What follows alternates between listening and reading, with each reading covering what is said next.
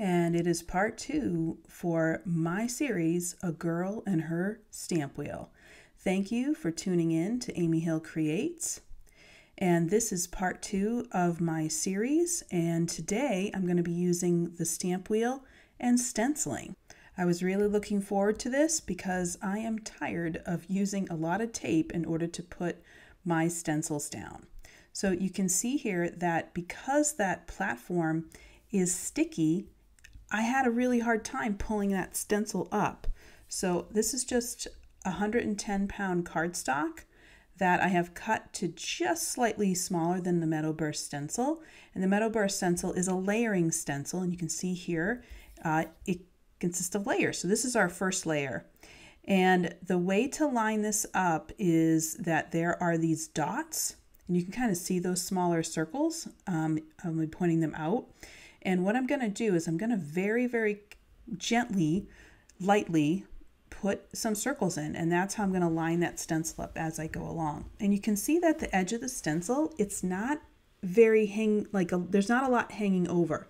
So I'm going to grab some of my mini blending brush tools, and I'm going to start out with Stencil 1, and I'm going to start out with Jade ink. And this is part of the fresh dye inks that are just absolutely creamy and absolutely delicious in order to blend. So they go on really, really quickly here.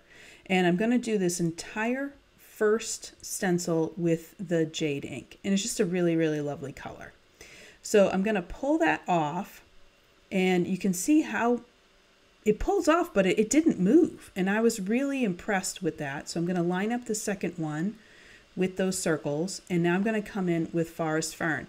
And this is the darkest in the series of the green fresh inks, and it is going on beautifully. Again, my stencil did not move. I'm kind of holding on to it, but I think that is, I don't really need to. And then I'm going to come in with the third stencil, and this is the second set of branches on the Meadow Burst. So I wanted to do this in some olivey colors, so I'm starting out here with Bamboo. And believe it or not, my mini stamp ink could actually fit here, except I just didn't have enough surface. So, and I like to hold them in my hand anyway. As you can see, it's a little bit off. And I like to add a little bit of green, so I added some Mountain Mist. And so that's the base layer of the second. So now I'm adding the detail layer. So I'm on Stencil 4 right now, and I'm going in with Olive. So this is a darker ink within the Tropical Forest inks. And again, going on beautifully. I don't have to put anything down. I don't need tape. And that stencil is just laying down beautifully. And I'm just going in for just a little bit of emerald, just to add a little contrast and a little bit of dark. So that's all of my greenery. And then the last stencil is the Stencil 5, and this is the flower layer, and it's actually 2 stencils in one. So this is the base of that flower layer. And you can see that I don't really need that much of the stencil staying onto the platform, and it's moving. It's not moving at all. It's staying right there. And then this is the detail layer of the flowers. It's just on that one. And I wasn't sure about this because it's hanging over the edge of the platform. If it was actually going to stay down, I was going to move my paper, but I decided that there's enough hanging over that's going to be able to make contact with the platform that it would be fine. So I'm coming in here with Plum ink just to give that amethyst just a little bit more detail. So that's it. That's the Meadow Burst stencil. This was really fast. I felt like I didn't have to do much, and I'm going to come in. I'm going to try a different stencil here. So this is the layered Dahlia, and I wanted to try this because this is a stencil that goes edge to edge. So what I realized is, although my paper was cut to size, because I didn't have enough of the stencil hanging over to make contact with the platform, this wasn't going to work. So instead I took my paper and I cut it just shy of the stencil. So I cut it to about 5.5 by 5.5, and the stencil 6 by 6. So now I have just enough, and you can see I really don't need that much of the stencil as an overhang. And of course it's loose in the middle, which is because of the way that this stencil works. But I didn't use any sort of spray. I didn't use any sort of adhesive. And all I did was just go ahead and get this down. So once I had it down, I came in with the small brush tools because I knew I was covering a lot of area, and I'm just starting with the flowers with rose quartz.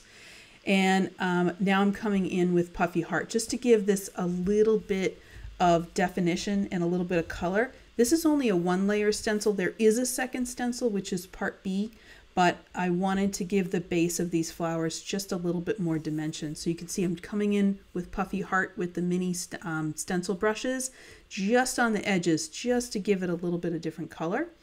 And then this is Silver Sage, and I'm just going in with the leaves.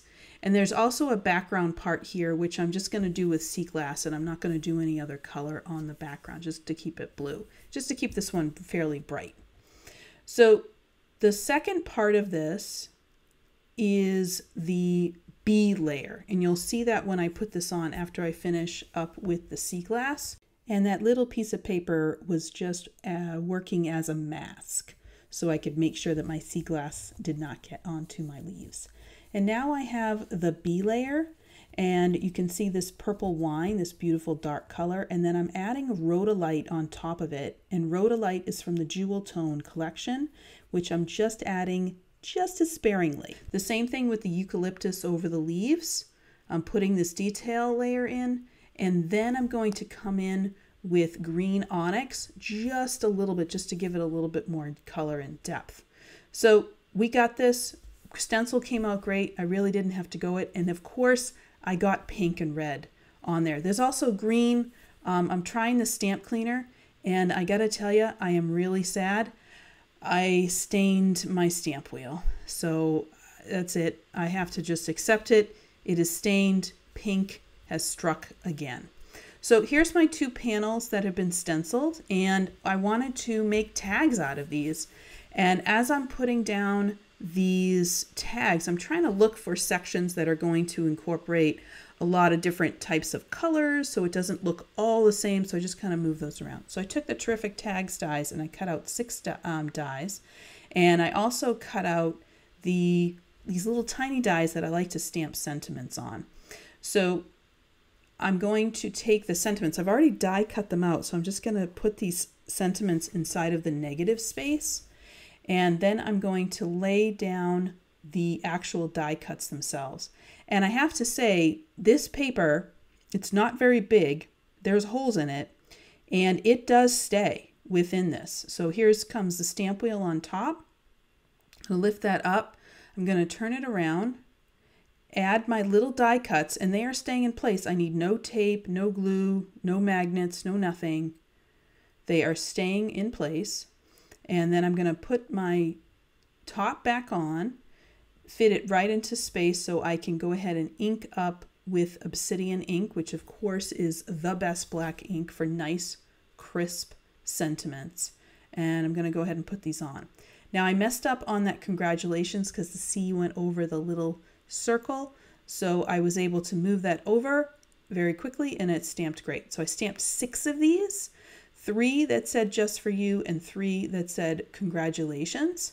And after I pulled all those out and connected them with the tags, I added some Enchanted gold thread from Altenew. This is a fabulous thread set. And what I do here is I just like double it up a couple of times. And then I try to get it so I can push one side of that. So there's like 3 threads in there, putting it through. And then I'll just go ahead and make a knot. And my knots usually are not the best. I just kind of try to fudge it as best I can. And I will do that for all 6 of these. So out of these 2 stencils, very, very easy to stencil using the stamp wheel, I was able to get 6 really great tags. And these can be added to gifts. They can actually be added to cards. Whatever it is that I want to do to them. So thank you so much for joining me today on this second installment of the stamp wheel. I have to say, great for stenciling.